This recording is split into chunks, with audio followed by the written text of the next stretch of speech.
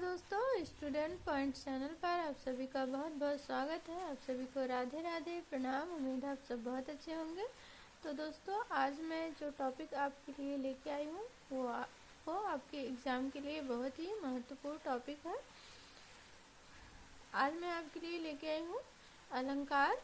तो आज हम अर्थ अलंकार के जितने भी प्रकार होते हैं उन्हें हम सारे एक ही वीडियो में कवर करेंगे। तो चलिए वीडियो को स्टार्ट करते हैं। सबसे पहले अर्थ अलंकार का पहला प्रकार है उपमा अलंकार।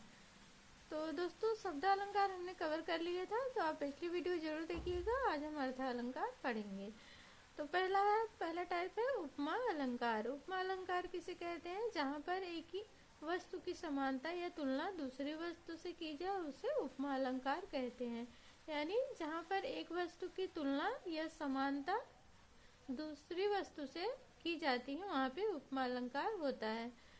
अब उपमा अलंकार के अंतर्गत आता है उपमेय, उपमान और सादृश्यवाचक शब्द।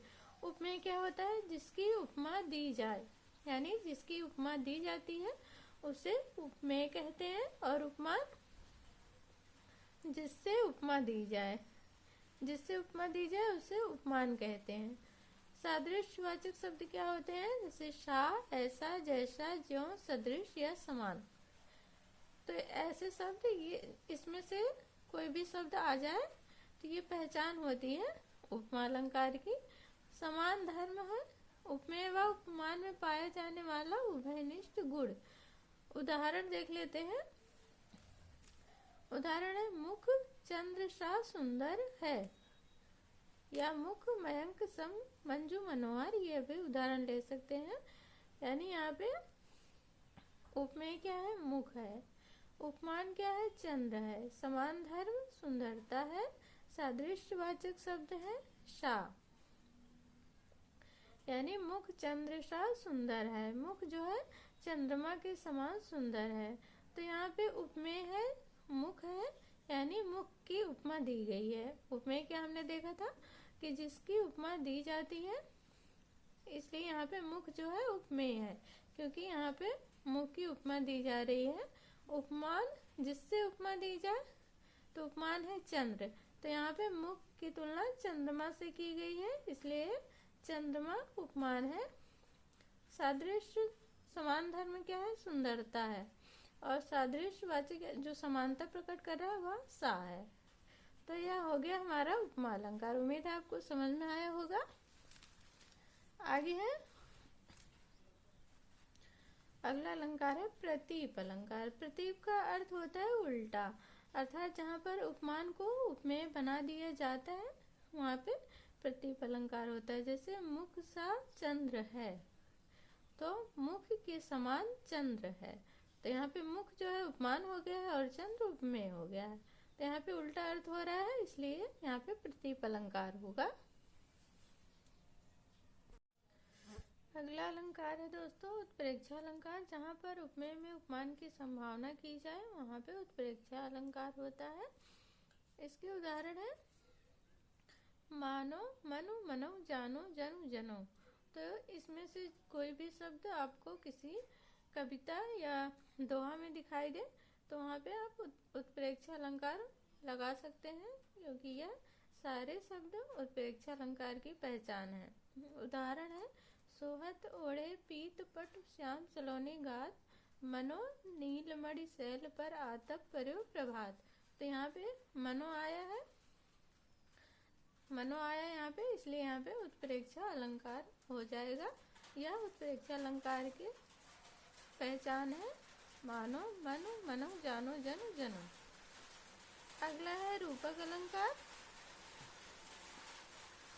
रूपक अलंकार वह होता है जिसमें उपमेय और उपमान के बीच कोई अंतर नहीं होता, या जहाँ पर उपमेय और उपमान के बीच अंतर को समाप्त करके उन्हें एक समान कर दिया जाता है। जैसे मैया मैं तो चंद्र खिलौना ले हूँ, तो मैया मैं तो चंद्र खिलौना ले हूँ।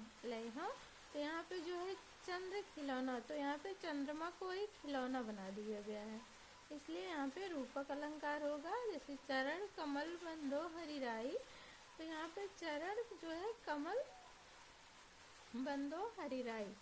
तो यहाँ पे जो है चरण है वह चरण को कमल ही मान लिया गया है, तो इसलिए यहाँ पे रूपक अलंकार होगा। आगे है अनन्वय अलंकार। जब उपमेय के समान कोई दूसरा उपमान उपलब्ध न हो और उपमेय की तुलना उपमेय से ही की जाए तब अनन्वय अलंकार होता है। यहाँ उपमेय ही उपमान बन जाता है। जैसे प्रबल नहीं प्रबल की पावन, राजा तो राजा ही होता है। तो यहाँ पे दोस्तों अनन्वय अलंकार है, तो ये ज़्यादा ज़रूरी नहीं होता है, ना तो ज़्यादा ये पूछा जाता है।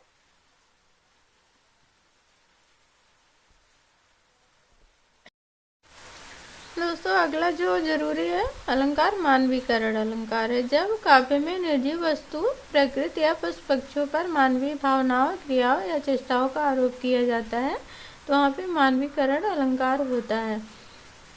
जैसे फूल हंसे कलियां मुस्काई, बादल गरजते हैं जैसे मनुष्य गरजते हैं, मेघ आए बड़े बन ठन के संवर के। अर्थात दोस्तों यहाँ पे फूल हंसे कलियां मुस्काई, पहला उदाहरण पहले हम देखेंगे। फूल हंसे कलियां मुस्काए, तो यहाँ पे फूल जो है हंस रहे हैं, कलियां मुस्कुरा रही हैं। तो दोस्तों फूल तो हंसते नहीं, कलियां मुस्कुराती भी नहीं है, तो यहाँ पे इनका मानवीकरण किया गया है। उसी प्रकार बादल गरजते हैं जैसे मनुष्य गरजते हैं, मेघ आए बड़े बन ठन के संवर के। तो यहाँ पे इनका मेघ का मानवीकरण किया गया है, बन ठन के संवर के। तो यह मानवीकरण अलंकार है यहाँ पे। आगे है दृष्टांत अलंकार। दृष्टांत अलंकार किसे कहते हैं? काव्य में जहाँ पर एक ही भाव या आशय की दो बातें कही जाए वहाँ दृष्टांत अलंकार होता है। दृष्टांत अलंकार में उपमेय और उपमान में बिंब प्रतिबिंब भाव की समानता पाई जाती है। जैसे जो रही उत्तम प्रकृति का करी सकत कुसंग, चंदन विष व्यापत नहीं लिपटे रहत भुजंग। तो दृष्टांत अलंकार में क्या होता है?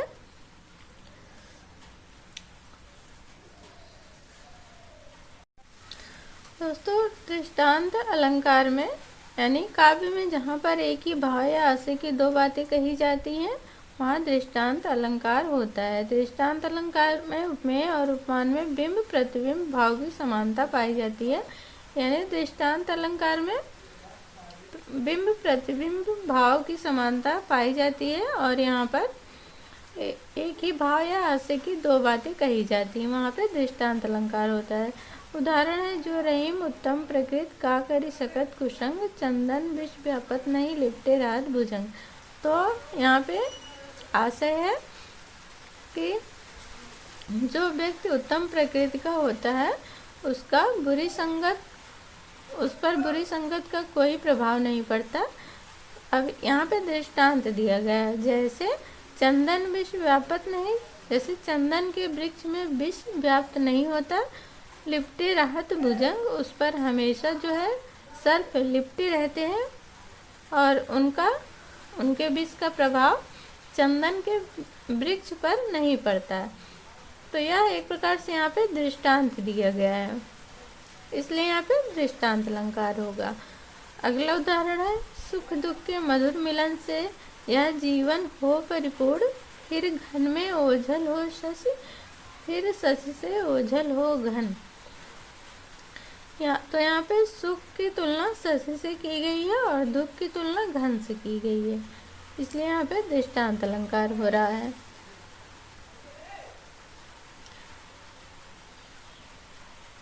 दोस्तों अगला अलंकार है हमारा भ्रांतिमान अलंकार। जब किसी पदार्थ को देखकर हम उसे उसके समान गुण या विशेषताओं वाला मान लेते हैं वहाँ पे भ्रांतिमान अलंकार होता है।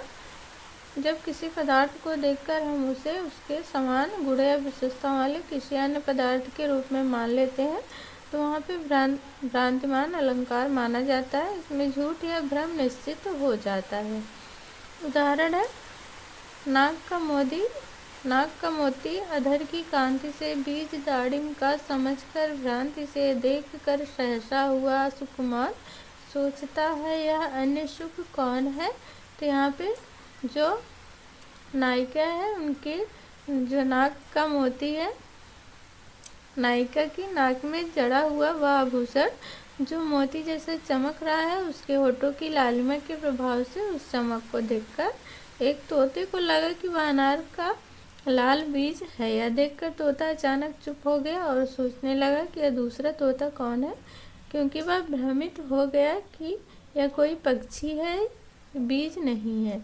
तो इसलिए यहाँ पे तोते को भ्रम हुआ है, इसलिए यहाँ पे भ्रांतिमान अलंकार हो रहा है। अगला उदाहरण हम देख लेते हैं।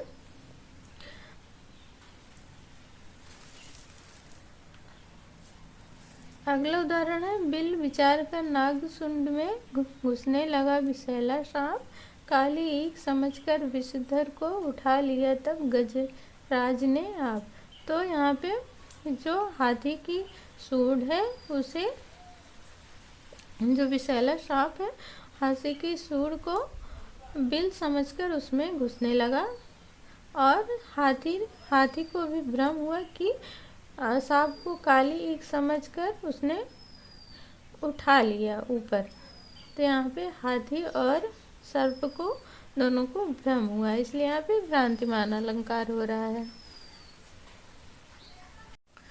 अगला अलंकार है संदेह अलंकार, जहाँ पर किसी वस्तु की तुलना दूसरी वस्तु से करके उसके बारे में संदेह या अनिश्चितता उत्पन्न की जाती है, उसमें संदेह बना रहता है। उदाहरण है, सारी बीच नारी है कि नारी बीच सारी है, कि सारी ही की नारी है कि नारी ही की सारी है। तो यहाँ पे संदेह बन रहा है कि साड़ी के बीच नारी है कि नारी के बीच साड़ी है, कि साड़ी ही की नारी है कि सारी ही नारी ही की सारी है। तो यहाँ पे संदेह अलंकार है। अब हम यहाँ समझ लेते हैं संदेह और भ्रांतिमान में अंतर। संदेह अलंकार वह अलंकार है जिसमें किसी वस्तु या विषय के बारे में अनिश्चितता या शक प्रकट किया जाता है, जबकि भ्रांतिमान अलंकार में किसी वस्तु को दूसरी वस्तु समझने की भ्रांति होती है। तो यह संदेह और भ्रांतिमान का अंतर हो गया है।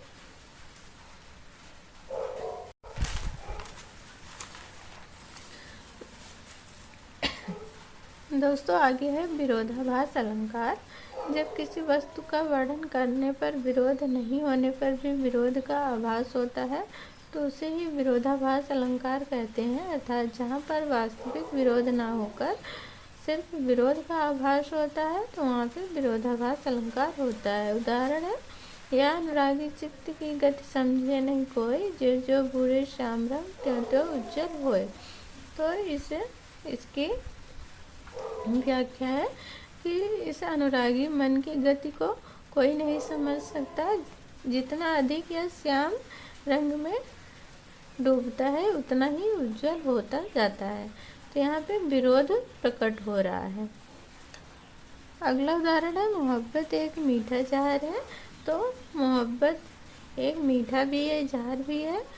यहाँ भी विरोधाभास प्रकट हो रहा है, इसलिए यहाँ पे विरोधाभास अलंकार होगा।